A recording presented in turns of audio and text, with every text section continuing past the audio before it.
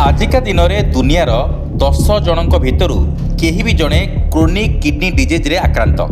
Globally ତ ଏହି number ବଢ଼ିବାରେ ଲାଗିଛି। ଆଉ ଏପଟେ ଭାରତରେ ଏହି ଗ୍ରାଫ୍ ଉପରମୁହାଁ। ପ୍ରାୟତଃ ୟଙ୍ଗଷ୍ଟର ମାନେ ଏହି ରୋଗରେ ଆକ୍ରାନ୍ତ ହେଉଥିବା ଦେଖିବାକୁ ମିଳିଲାଣି।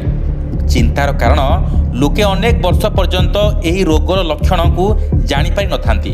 ଆଉ ଯେତେବେଳେ ରୋଗର ଲକ୍ଷଣ ଜଣାପଡ଼େ ସେତେବେଳେ ବହୁ ଡେରି ହୋଇଯାଇଥାଏ। କ'ଣ କିଛି କରିହେବ ଏ ରୋଗକୁ ଚେକ୍ ଦେବା ପାଇଁ? ଆସନ୍ତୁ ଜାଣିବା ଏ ଭିଡ଼ିଓ ମାଧ୍ୟମରେ।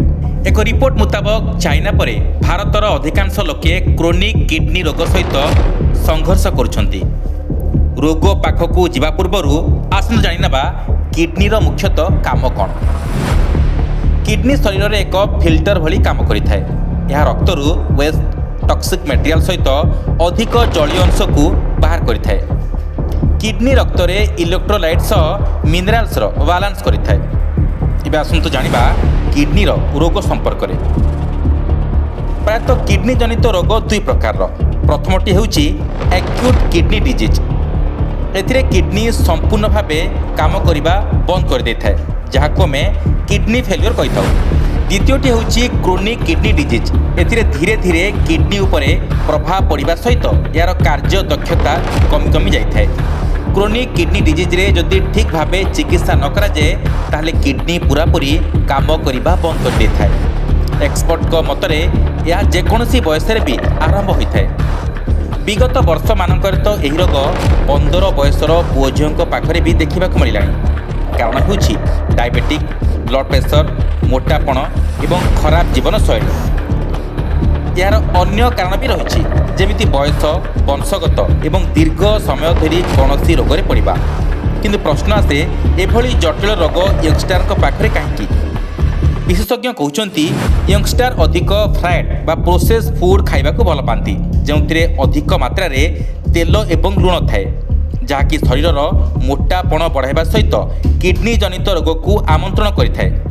ଏସବୁ ବାଦ ଫିଜିକାଲ ଇନ୍ଆକ୍ଟିଭିଟି ମାନେ ଇନଡୋର ଗେମ୍କୁ ବେଶୀ ପ୍ରାଧାନ୍ୟ ଦେବା, ଶାରୀରିକ ପରିଶ୍ରମ ନ କରିବା ଏବଂ ସପ୍ଲିମେଣ୍ଟସ୍ ଅଧିକା ସପ୍ଲିମେଣ୍ଟ ଖାଇବା, ମାନେ ଯେମିତିକି ଟିକିଏ ଦେହ ଖରାପ ହେଲେ, କୌଣସି ଜାଗାରେ ପୀଡ଼ା ହେଲେ ପେନକିଲର ନେବା, ଏକ୍ସଟ୍ରା ଭାଇଟାମିନ୍ ଟାବଲେଟ୍ ନେବା, ଏସବୁ ରୋଗର କାରଣ।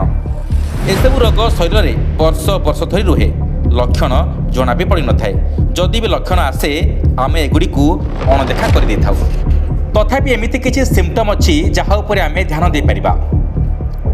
ଆପଣଙ୍କୁ ଯଦି ଲଗାତାର ଭାବେ ଦୁର୍ବଳ ବା ଥକାପଣ ଅନୁଭବ ହେଉଛି, ଯଦି ବାରମ୍ବାର ଆପଣଙ୍କୁ ଟଏଲେଟ୍ ଯିବା ପାଇଁ ପଡ଼ୁଛି, କ୍ରମାଗତ ଭାବରେ ଭୋକ ନ ଲାଗିବା, ଶ୍ୱାସ ନେବାରେ ଅସୁବିଧା ହେବା, ହାତ ଗୋଡ଼ରେ ଛୁଞ୍ଚି ଫୋଡ଼ିଲା ପରି ଦରଦ ଅନୁଭୂତ ହେବା, ଏସବୁ ଲକ୍ଷଣ ଦେଖାଦେଲେ ତୁରନ୍ତ ଡାକ୍ତରଙ୍କ ସହିତ ପରାମର୍ଶ କରନ୍ତୁ। ଯଦି ପରିବାରରେ କେହି ରୋଗରେ ଆକ୍ରାନ୍ତ, ତେବେ ତୁରନ୍ତ ଆପଣ ନିଜର କିଡନୀର ପରୀକ୍ଷା କରାଇ ନିଅନ୍ତୁ। କ୍ରୋନିକ୍ କିଡନୀ ଡିଜିଜ୍ରୁ ଆପଣ ପୁରାପୁରି ଭଲ ହୋଇପାରିବେ ନାହିଁ, ମାତ୍ର ଟ୍ରିଟମେଣ୍ଟର ସାହାଯ୍ୟରେ ଆପଣ ରୋଗର ଜଟିଳତାକୁ ନିଶ୍ଚିତ ଭାବରେ କମାଇ ଦେଇପାରିବେ।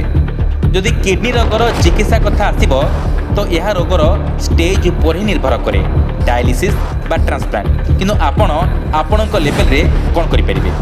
ବ୍ଲଡ଼ ପ୍ରେସରକୁ ନିୟନ୍ତ୍ରଣ କରନ୍ତୁ, ଡାଇବେଟିକ୍ ଉପରେ କଣ୍ଟ୍ରୋଲ ରଖନ୍ତୁ, ସନ୍ତୁଳିତ ଆହାର ଖାଆନ୍ତୁ, ପ୍ରତିଦିନ ବ୍ୟାୟାମ କରନ୍ତୁ। ଆଉ ଯଦି ଆଲକୋହଲ ନେଉଛନ୍ତି ବା ସ୍ମୋକିଂ କରୁଛନ୍ତି ତୁରନ୍ତ ଏହାକୁ ଛାଡ଼ନ୍ତୁ।